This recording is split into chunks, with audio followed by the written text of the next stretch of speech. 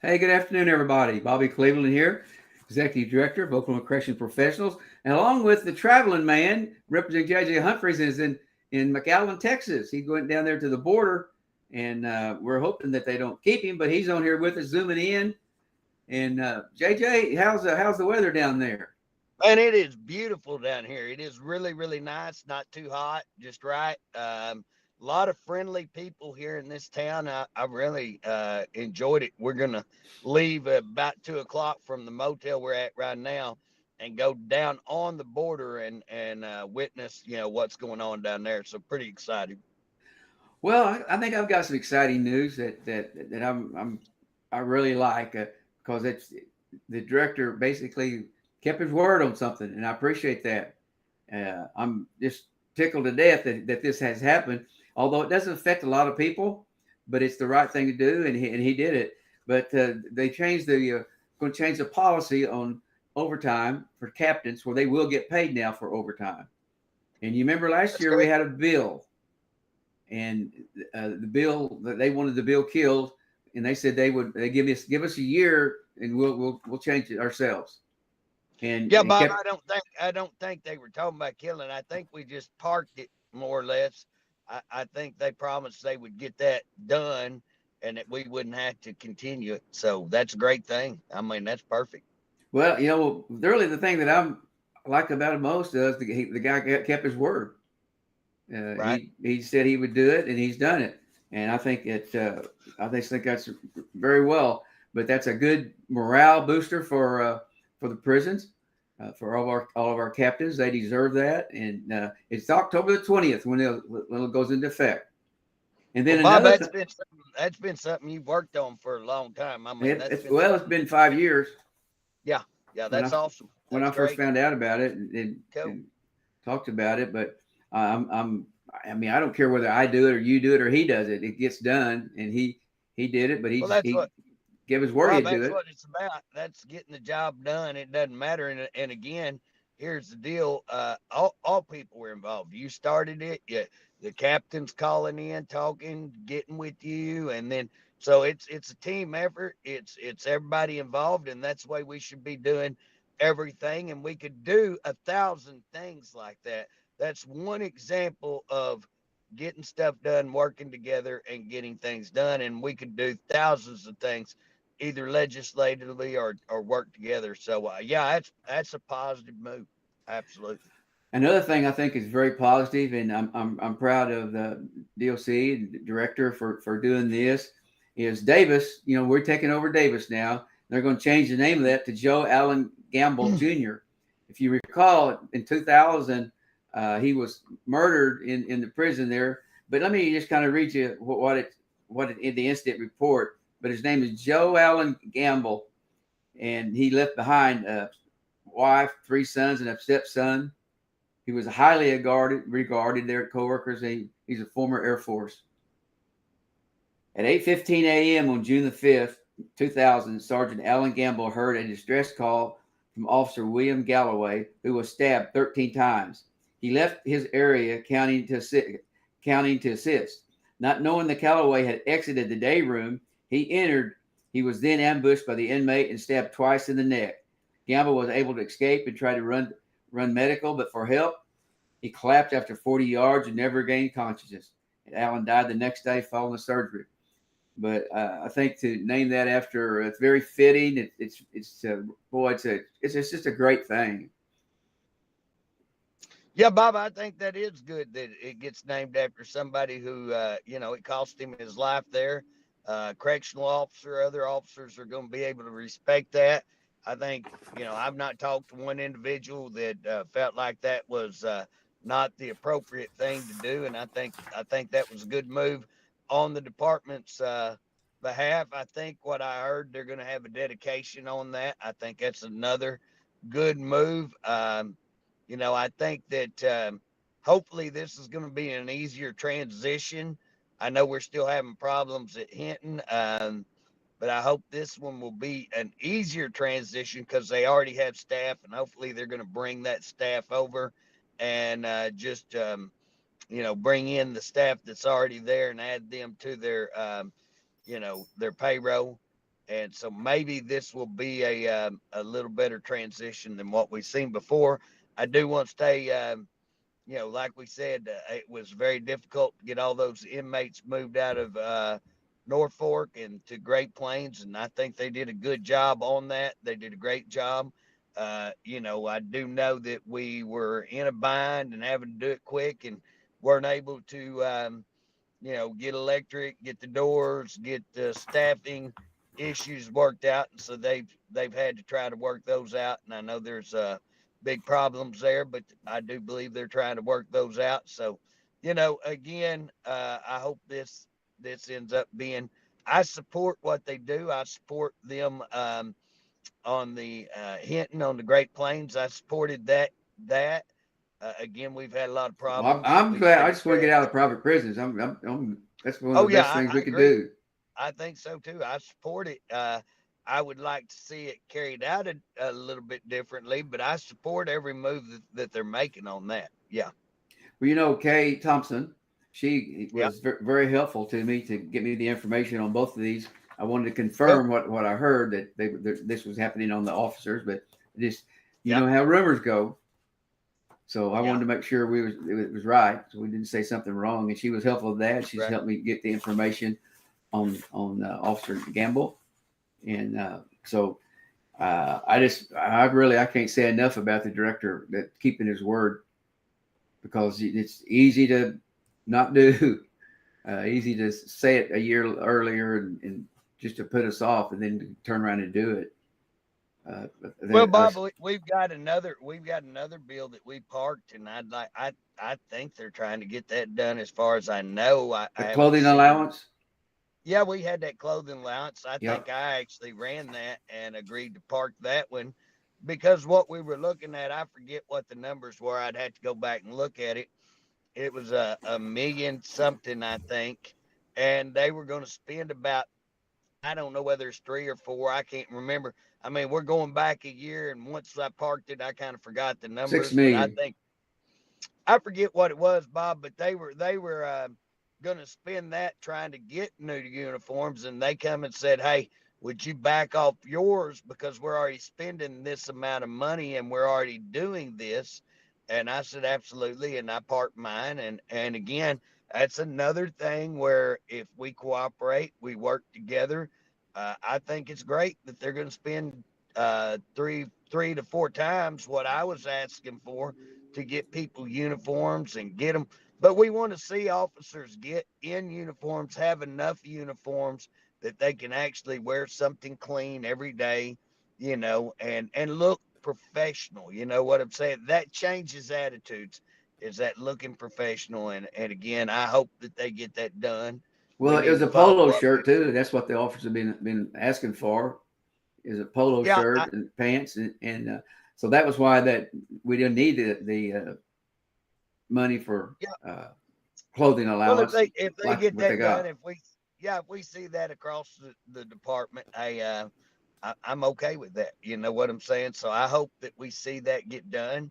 I think they're trying to do that. So while we don't have things a lot of times while we're dealing with so much negative stuff, Bob, there's some actually good things and positive things that we can, that we can discuss that are going on. And again, there are two examples of how that things started with OCP and that they picked them up and they've done them, and again, some of these things they may have been working on themselves as well. So I mean, I don't know that we can take full credit. You're OCP. I represent everybody. But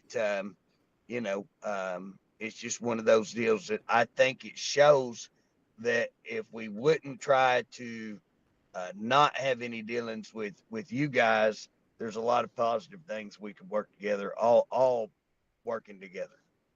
Yeah.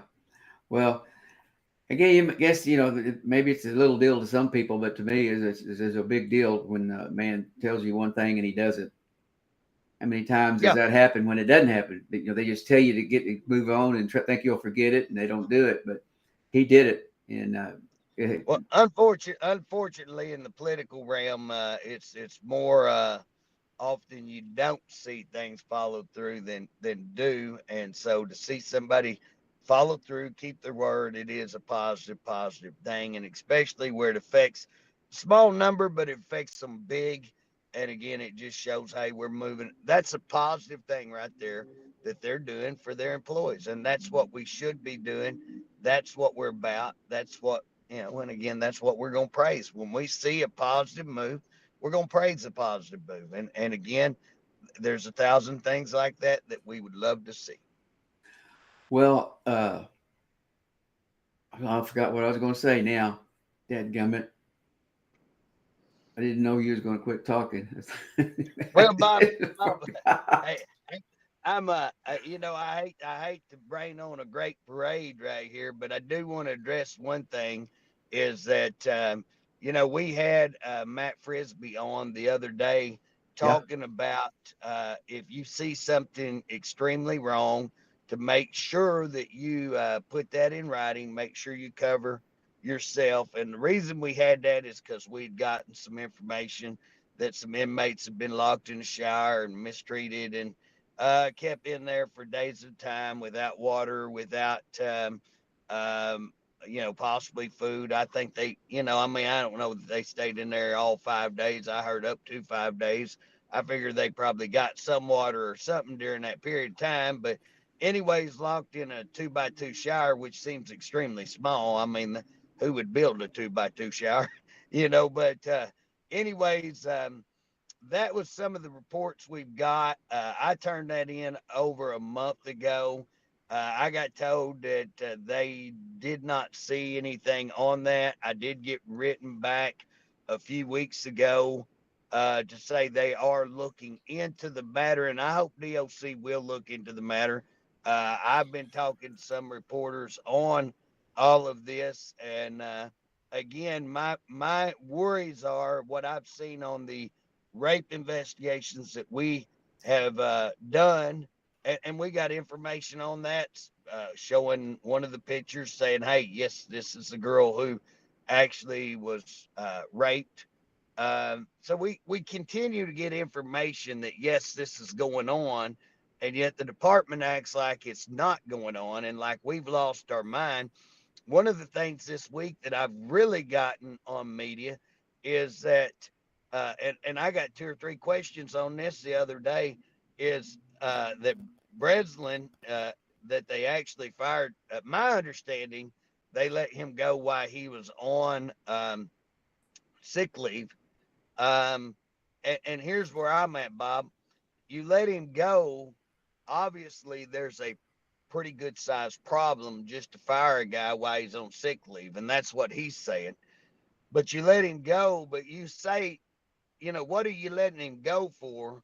Because either we're right and he was doing all these things that we're saying, which was coming to work drunk, which was mistreating employees, which was covering up the rape stuff and the sexual battery towards officers and this kind of thing. Or what I mean, they may have had something else they fired him on. I don't know. But again, what media is calling me, how did they let him go and then turn around and say that y'all were wrong?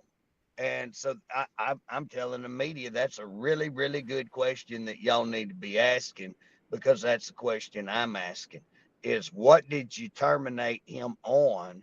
I would like to know. I mean, He that's the other retired. thing.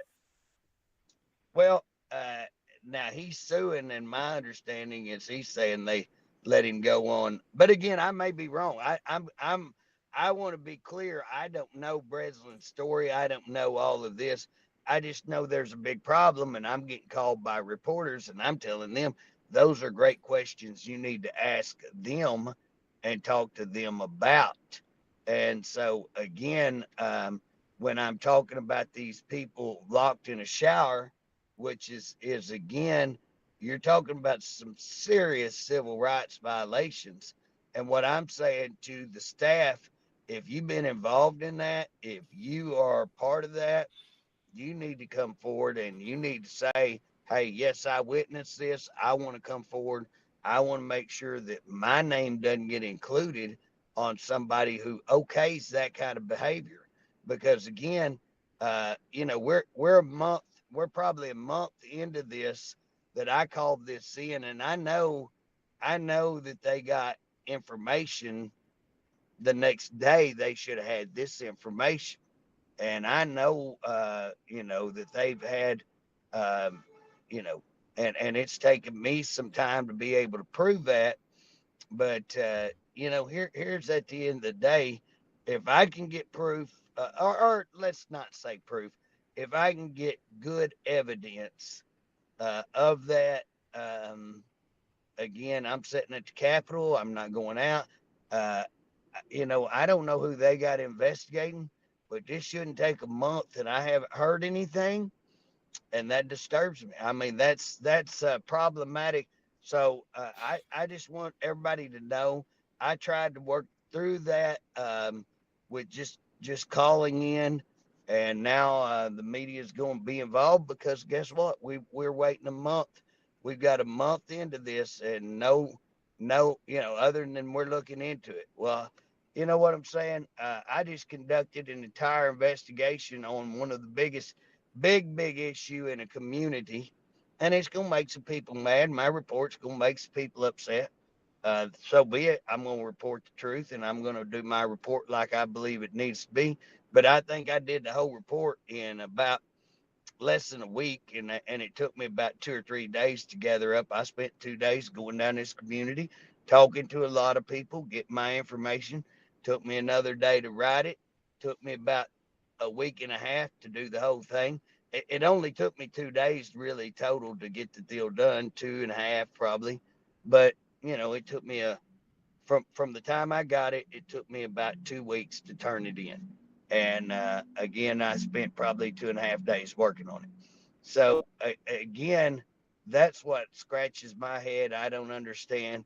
You turn this stuff in a month, you don't hear anything back on it, and so I just want to make people aware because I know I'm going to be made to be that the problem on that, as I've been made out to be the problem on these rape issues for having a hearing. And again, I want to say on the rape issues, I turned all of that over and said, hey, here it is. And they come back and talk to the one person who investigated, who is the one being accused of covering it up. They go talk to him and say, did you cover this up? Did you investigate? Well, what the hell do you expect him to say? You think he's going to say, oh, absolutely, I covered it up? No, I mean, we got to be smart enough to go, okay, let's go talk to the whistleblower.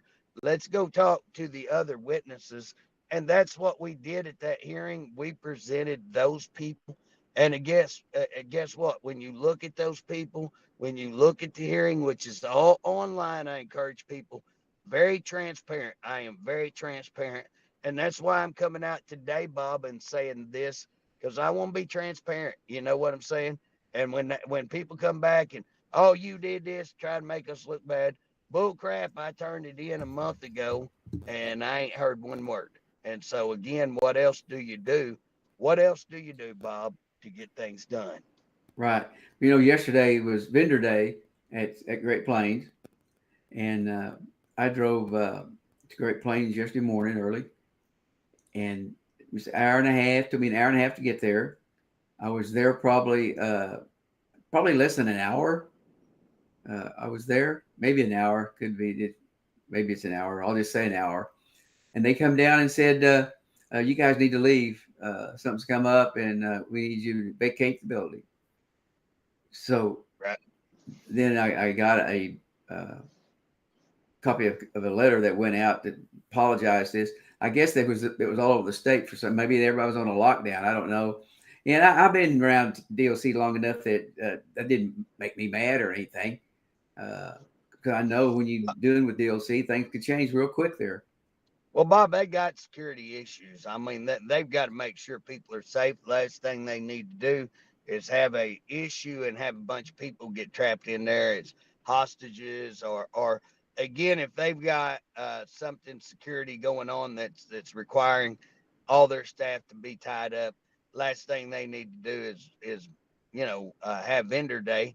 And I think everybody understands. I mean, if you're dealing with Department of Corrections, hey, it's a tough job. I mean, and and 1 minute things can go great, and the next minute all hell can break loose. Right. And again, I think everybody understands that, and everybody supports that. So again, that's not something. It's a little aggravating when you drive out there an hour and a half, and turn around and go back. But at the end of the day, I mean, my concerns are: is everything all right? Is everybody all right? And and the fact that we didn't have more of an incident, you kind of like to know what the incident was, what was going on. But at the end of the day, I mean, I definitely understand those issues. And just like on these shower things that I'm talking about, do I understand what's going on? And people, oh, you don't understand. You ain't worked here. You work this. You work that. Guys, you ain't got to be a brainchild to understand that you got a shortage of beds. You got a shortage of officers. You're putting some of your worst inmates in there. You have hell on trying to get control on them. I get all that. I mean, hey, I'm not ignorant to all of that. I've been around that for 30 plus years. But there is a line in the sand that you cross too far. And again, the stuff that I was reported that I was told was going on is a line in the sand too far. You crossed too far. And if that is true, and if what I had reported to me, and like I say, I've got some pretty good reason to believe what I'm saying. And if it is true that you lock people in a 2x2 cell for multiple days at a time, no food, no water, no mat, if that is true, then that is some serious allegations. That's some serious problems. And again, I think we need to get to it. And I would just say, Bob, I hate it that I do not trust the department to investigate themselves. I will probably refile. If you remember, I filed a bill a couple of years ago to move the department's OIG. OIG out from under the department, and I really, really think that needs to happen. Well, it's hard to investigate yourself. Well, again, yeah, I mean, I just after this rape stuff that I looked into, spent a lot of time digging into that. And again, when you provide as much evidence as what we did, and they say that's one of the things that really got me is that they would go on media and that they would say, "Oh, he didn't provide any evidence," and we had witness after witness, written documentation after written documentation, and again for them to provide and leave their main witness out and then not provide anything and then make those claims again, what that's left me with a lot of just, man, if that's the way y'all do things, then I can understand why we got problems. And again, here we are again, turn something in, wait a month, not, we did get a report, yeah, we're looking into that. But again, I mean, if you ain't found the answer by a month, which would be pretty easy, give me 2 days, I'll get you some answers.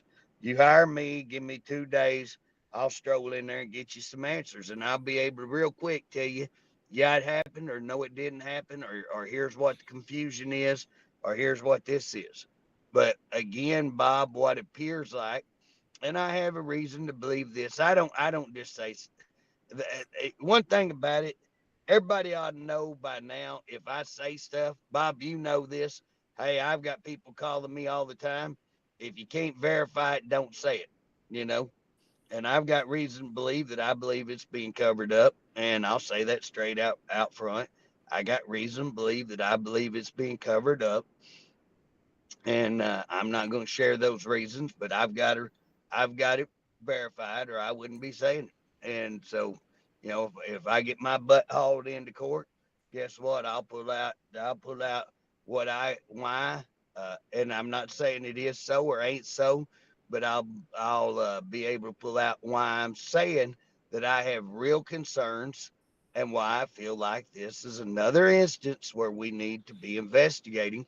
And I will tell you what's going to happen, Bob. They're getting sued by 10 employees or 9, however many. that lawsuits should be a little concerning for the Department of Correction. And what they'll do, they'll take it out to deep water and they'll tread it. So you won't even hear about that till 2 years from now. And they'll end up settling with everybody and nobody will know any difference. That's the way they always do. Been there 30 years. That's the way it'll happen. But the thing that will get them is a lawsuit like happened back in the late 70s, early 80s, I think, battle versus state. And that's where we're getting to. If several of these inmates wake up, if you been, if you got an inmate that was raped and they get a hold of a lawyer, guess what? They've got a civil rights lawsuit. My bet is if that ever happens, the floodgates will open. When the inmates figure out, hey, I was raped, and that's a lawsuit, bam. If you figure out I was put in a shower for multiple days, guess what? That's a lawsuit like you would not believe. And again, you start filing these things, doors open, people stabbed. You start looking at the extent of that lawsuit. Hey, these 9 are nothing compared to what you're going to end up if we keep seeing these kind of activities. And that's what I'm addressing. That's what I'm worried about. I'm worried about the safety of the officers and the inmates. And so again, that's why at the end of the day, if it doesn't happen, and you've heard me say this, Bob, I've been shocked we haven't had something happen in the last 2 years. And I say all the time, kudos to the people working that. Man, I'll give them kudos to the administration because they have managed to keep, a major riot from happening. And that's not saying a little bit, that's saying a hell of a lot. Yeah, well, at hitting Great Plains, that I was thinking of it looking like Lawton or a newer prison, but it wasn't impressive. Right. It was, I don't know how old it is, but it's pretty old. But Right. even coming in the door, the way it works, it it sure needs some work on it. But it was just strange because all the time we were sitting there was people going around, but yes, coming and going. I mean, they were so busy. I've never been to a place that was a prison facility that had all that going on at one time. Right. And it was it's a very busy place. I don't know what they was doing, but they looked like they was doing something because it was very, very busy. Some person knew be come back here to this room, then they're going here and they're going there. Well, Bob, But I think they're fixing stuff as they go along, so that may be some of the stuff I don't know, but I do know there's a lot of issues they're trying to address, and kudos to them for trying to address them. And again, people think we're being negative to report. Bob, I wish those people who say you and Humphrey are negative. Well, I wish they would get the amount of emails, calls, text that you and I get. And again, to try to address those and try to tell people. And Bob, I don't address half the stuff I get. You know what I'm saying? I just don't have time. I don't address half the stuff. If I address a quarter of the stuff, I'd be surprised. Because I mean, I've got parents, I've got these active groups and all of that hitting me all the time on issues, whether it be at Holdenville, whether it be at Lawton, or whether it be at Great Plains. That's where I get a majority of my calls. Occasionally I get a call, from something else. But again, um, I get emails. I just, you know what I'm saying? I know the Department of Corrections has got their job, and I know that leadership in the Department of Corrections got their job, but they need to respect that other people's jobs are not exactly like theirs. And my job is to represent all the citizens of Oklahoma and to represent all the employees of the Department of Corrections, every employee. and to look at the finances. So we're not only responsible for what's going on, but we're responsible for the finances. And we're over, is that money being spent correctly? Is that money being spent wisely? All of those kind of things are an issue for me. Your issues are that, are you protecting your employees and what's best for your employees? So when we're coming on, or when we're talking, or when we're filing legislation, again, we don't have to be on the same page. And it's okay for us to disagree. It's all right to disagree. And then we try to work through our differences and meet in the middle. And that's where you generally get good legislation. That's where you get good policy. But again, um, man, my understanding is I'm pretty hated right now at the top, and that's okay. I'm okay with that. But again, I'm gonna keep trying to represent the people I represent, which is the public, which is the employees, and so I'm gonna continue to do that. And I hate people think that I'm being negative, but again, if you address real issues, sometimes you get tagged with a negative because you're addressing real issues, and it's not negative to look for a positive solution to a negative problem. And that's what I'm doing, is trying to find solutions. Well, I think I feel like that we turned the corner here on this. I think we're on third base of the improvements of DLC, the morale. Uh, Both of these issues here will help the morale, and they need help. We're short. I don't understand on DLC is, why are we so short? Uh, they're getting people out of the academy. Are those people not staying? Uh, Well, they said that they're retaining people 13 to 16% greater. And again, they may be, I don't have any numbers to dispute them, but when you go out and you visit all around, what I'm being told is that the people they're getting in the academy are upset because now they're being told they got to go work at a certain place or this, that. So I'm being told no, they're losing a lot of people out of the academy. I'm being told a lot of people are retiring, just going home. And so again, if they are retaining people, uh, the people I talk to disagree with that and say that's not so. Again, I can't I mean, I can say based on what I'm hearing, I would really be surprised by that. Um, and again, what are we doing? I saw an ad for the first time the other day. I saw a really good ad yeah, real good for ad. yes, for recruiting and trying to hire some people. So kudos, there's another positive. It was really good. About 3 years too late, but it was really, really good. Uh, but again, here's your problem. Your greatest problem is on on retaining or hiring people is the best thing you got to hire people are your employees. If they're going into your community and telling people what a great place this is to work. Bob, I just went to a retirement party on Wednesday.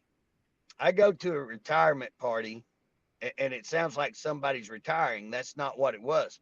It's all of us people who have retired from Howard McLeod meet out in this place called Bowler. It's Bowler Community Center, and we meet out at Bowler. Man, these people are a hoot. We have fun. We're like a family. I mean, here's 30 years I've worked out there. 30 years ago, work out there, and we're like a family still. Every one of us just had a blast getting together. One of the best times I've just had, just enjoying visiting with people. Long time. Now, that's the kind of atmosphere we used to have. I will tell you right now, I'd be shocked if any of them would get together. If anybody working now, you think they're going to be getting together 30 years from now and seeing each other because they care that much about each other? Probably not, because they've just lost that kind of, uh, you know, camaraderie. And so, again, when I was working there, give you an example, 30 years ago, you almost had to know a politician to get hired. I mean, you had to fight to get on there. If you got hired in there, everybody wanted that job. everybody was trying to get into the department because guess what? They've got some really good, you know, Benefits. they got benefits. And here's the deal: promotions. I mean, you're not stuck in one job. There's so many jobs. It's a great place. And again, when your employees are saying it's a great place, you won't be able to hire. You'll be turning people away. The reason that you can't hire nobody is because everybody that works there is looking for to get out, or not everybody, but lots of people. Bob, even people in the administration, I've seen people here recently, recently leave that I would have never. And, like the food supervisor person that we talked about. I mean, they were upset. Hey, I thought I would retire from the department. I loved my job. I just got to where I couldn't stand it anymore. I couldn't do it anymore. I couldn't keep up with the hours. I'm not going to work for free. I can't get paid on my overtime.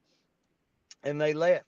I got another person that hey, I would have bet you $1,000 they'd never left and that they would have stayed and retired. Guess what? They went and took another job because of just the way things are going. And when you've got some of those people who have commitment, who have dedication, that are in upper levels, that are professional people, and I think the department would even have to come back and go, those are great people. It hurt them to lose them. And again, when people like that are leaving, it's time to sit back and go, okay, let's take this in and say what's going on. And so again, if you want to recruit people, your employees need to be saying, hey, this is the best place in the world to work. We got great benefits. The pay is pretty decent, but the treatment is great. And I guarantee you, anybody goes to work for a prison, it's not the inmates that can, if you talk to employees, and that's been the last 30, 40 years, you go talk to employees and say, what's the problem? They don't go, oh, it's these stinking inmates giving us crap. I will guarantee you 99.9% of the time, they're going to say it's administration. And it's been that way for a long time. So Now I'm hearing again, nothing but good things about your prison there by your house. That I would tell changes, you and, they're and pretty, everybody's yeah. just everybody seems to be really happy. They made some changes there. They made some good changes, Yeah, and yeah. it, I, it, I'm I'm getting a lot of good reports down there. I get some stuff that's you know um, issues of time to time, but not worth mentioning. And if you go talk to a lot of people down there, they're going to tell you, hey, it's improved, and they're more happy. And so again, yeah, I will tell you that I'm getting more positive than I was, and I was getting a lot of negative there before. well, things are rocking up and rocking around, and before long it'll be time to rock around the Christmas tree. It's going to be Well, here before we know it. yep, Bob. I'm looking at some bills. I think file a bill that says that a legislator can show up at a prison and can get into a prison at any time. I think I'm going to say I don't want them escorted. I won't be able to walk in at any time I want. I don't want a tour. When you have tours, you get the rural treatment. I don't want the rural treatment. I want to see what's going on every day, day to day operations. I also want to be able to walk in and to talk to an inmate without making an appointment, without having to worry. I want to be able to go talk to an employee without worrying about, are they going to get to them first? Are they going to talk to them? Are they going to retaliate? I want to be able to go have conversations with inmates, with employees. And again, so I'm going to run a bill that would allow us to get that done. I'm also looking at one of the things that I have had an issue with. I wanted to interview there on prison grounds on a place that wouldn't affected them one bit. And we put money into this place. We try to give them money. And again, to go over there and ask to use that and be denied that, well, then I think that we need to be able to use part of the facility that there's not a security issue. So we're going to have to work through that, looking at doing that. Also, going to try to run a bill that says that they have to present their entire budget. Bob, I've been on the budget committee for 8 years. I've never seen a submitted entire budget. Now, they'll send us budget issues, but again, we should be getting their entire budget. How many officers are you funding for? How many, nurses are you funding for? How many case managers? What are you spending food? What's the agricultural business? I had a guy call me today and told me at Dick Connors, uh, we're paying the Osage tribe to run a gas line over to them, and then they run a sewer back to us. They pay absolutely nothing, and we pay out the nose. Why are we not charging them and they're charging us? And some things like that we could look into, save some money. One of the things we pay for the water that goes into their milk productions, my understanding, and we're getting charged on that, but yet we don't get a discount. And we full price pay on the milk. I'm looking into it. People don't think that I'm all the time studying things and trying to work things to see, okay, what are we doing? And I want to see the budget. I want to see total budget and see who we're vending with and who we're doing business with and what's going on. And again, you can't get into it if you can't see that. So I want them to present that. I also want to present a bill says I don't need to subpoena you. If we call you over, if we call one of your employees, you are required to come over. And if you're caught lying intentionally to the representatives or senators, then you're going to be guilty of a misdemeanor. And I'm going to try to get that filed. I'm going to try to do whistleblowers. Uh, I know you sent me some stuff and asked me would I file it, so we're gonna work on that as well. So I got a lot of stuff that I'm looking just DOC, and again, I can't run all those bills, but I'll look at farming them out and see if I can get some people to carry those for me. And so again, those are things that I'm looking at that are going to come out of this hearing. Everybody, oh well, we didn't get nothing for the hearing. Yeah, we're gonna get some stuff, and they're not gonna be able to say, well, J.J. Humphrey did absolutely nothing. No, J.J. Humphrey's going to file and do everything that he can. Wrote a report to the governor on what I think is wrong, and I'm going to file these bills on what I think is wrong. And again, I'm not mad at anybody. It's just time to clean them up. Let me Also, ask you a looking at, question. yeah, You've got a special session coming up here. Why don't yep. you guys? Why are you not wanting to cut taxes? Well, here's the deal. The House has already filed numerous bills to cut taxes, and we passed them, and they're sitting right over there in the Senate, and the Senate wouldn't take them up. So to say, why would you file? Why would you not want to cut taxes? But I will tell you this: I got no problem cutting a tax, but do we have a plan? And the problem is when you just do a political stunt to say, "Oh, I want to cut taxes," but you hadn't produced one damn plan, and you hadn't talked to nobody about a plan. If you want to pass the bill, do what I'm doing right now. I'm starting to talk about my bills in November, not in February. 4 months ahead, I'm talking about bills. I'm going to go out and start to talk to people and try to convince them this is why we need this. And I'll file in February and I'll go to working on getting those bills put where they need to, where I can hear them. Like, what have we done? We've called a special session. I hadn't heard one plan. I hadn't heard one bill. Well, And we're going to he show up wants to and cut the state income tax. He wants to yeah, but cut. what's the plan, Bob? What's the plan? I mean, What I kind of want to cut plan it you all. need to cut taxes? Well, hell, Bob, let me cut your income, and then what are you going to live on? What are you What? going to live on? You better have a damn plan to say this is how we're going to make that up, or we're going to cut this, we're going to cut this, and this is how we're going to live off this.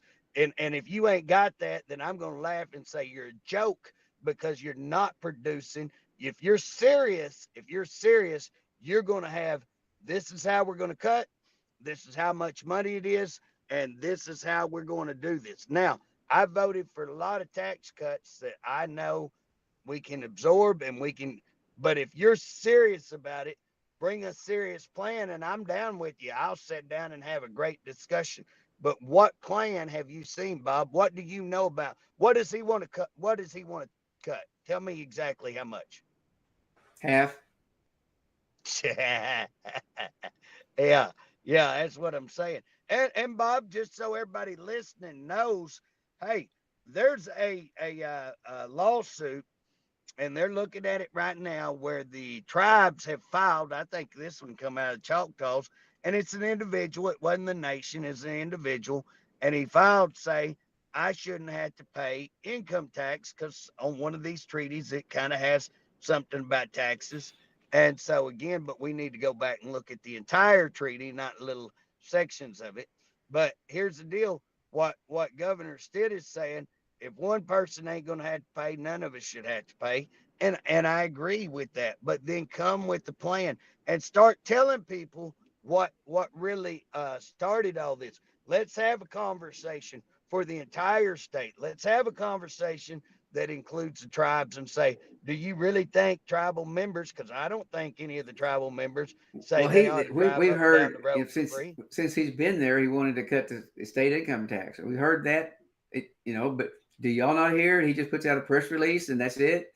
Because I know I've Well, seen it several Well, times. Bob, that's the problem. How many times? What I am a legislator, I have not seen a plan that he's put out and said, "Hey, here's what we're going to take. This is what this is going to cost. Here's how we're going to do it." All it is, oh, we'd like to cut taxes. Well, everybody like to cut taxes. How are you going to do it? How much? How are we going to recover it? What are we going to do? Because I'm going to tell you this: I own land, and the last thing I want to do is cut the taxes and then turn around and have to pay more property tax. Last thing I want to do is what I did 7 years ago: come up there $1 billion in the hole and have to vote 55,000 taxes.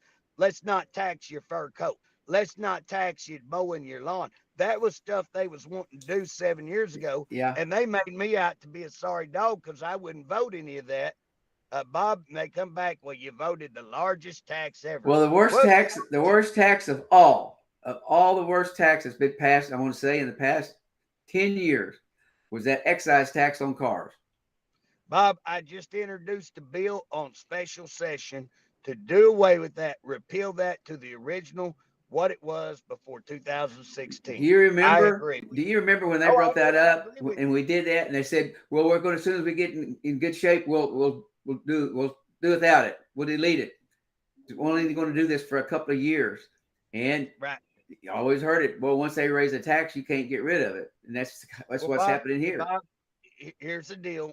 So, one, I introduced that. I've talked to people. I wrote the governor for months on this. So here's the deal. I introduced a bill to do it. If they start talking to me, I'll be, hey, if you want to know how much, go back to the pre-existing. And I will tell you this: how many people have not bought a vehicle because of that? How much business have we left out of the state where corporations buy vehicles and they can go to another state and buy more vehicles there, bring them back across the line, and save a lot of money just by just changing their tag? Again, this is a positive thing that will bring positive income. And even if we lose a little bit of money, okay, we're not going to lose massive amounts of money. Good for all, whether you're rich or poor. Great for the Okay, state. you're Not going a to be in bad special deal. session 3 days next week. Is that correct? Yeah, I'm going to be gone one day, but they're going to be in 3 days.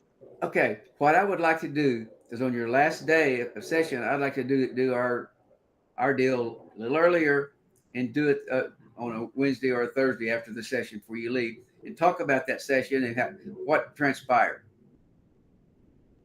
Absolutely. I'd be happy to do that. In fact, Bob, I told you I might not want to stay with you Tuesday. I changed my mind. I probably stay at your house Tuesday. Okay. So, yeah. So, yeah, I'm going to come up Tuesday afternoon. I got to go testify in court, and got some people mad on that. And I'll go testify. And I'm going to come up to a big deal the sheriff's department is holding, Sheriff Association, recognizing one of our sheriffs. And I think I'm going to get recognized one of the legislators of the year. And then I've got another meeting that I got to go to, but I'm going to hook up with you. So I'll be happy to sit down and talk about, because again, I think great to talk about OCP things, DOC, but what we're talking about affects every person who works for the Department of Corrections. It affects every state person, all families. And again, the things we're talking about: do we cut a grocery tax? What people need to understand if we cut it 4%, I think is what that is. I found out, I thought it was 2, but it is 4. I checked the other day.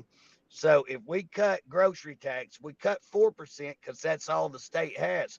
But your city probably going to be charging, Well, they can whatever. turn right So around and raise theirs up to 4. Whether we had it at 4, that's they the won't issue. know the That's difference. the issue I have. If people have voted, they turn right around. And again, I'd like to say, if we vote this, you can't vote a 4% raise for the next 3 years or something. Well, But you again, can't we tell can't tell cities. the city what they can and I, can't I do. just said that, Bob. You can't do that. So again, that's why people need to know. Well, that ought to be easy. Well, no, it ain't easy because it ain't that It's simple. It ain't not. simple. If Well, it hey, was we simple, better get it we done. better move along here and Yeah, Bob, I get gotta going. go down and see how many illegals come across the river. We're fixing to go down on the river and actually start hiking up and down the river and seeing what's going on. So Well, I'm just pretty giving you some excited. advice. I'm just going to give you some advice. When you get down Yeah, there, you're amongst all those people down there, and those guys that run that thing is pretty mean guys. So yeah. don't just keep your mouth shut. Don't say anything because then they're going to think you're from Humpty Dumpty. Bob, just ask Maggie. Just ask Maggie. I'm good at keeping my mouth shut. I'm really good at keeping my mouth shut. Well, again, I want to say thank you to Director Harp. I appreciate him doing what he's done Absolutely. on these last two moves. I was just looking Yep. for more good things to come out and That's turn good. this That ship is good. around. And I appreciate Super. you. God bless. And we'll see you. God bless you.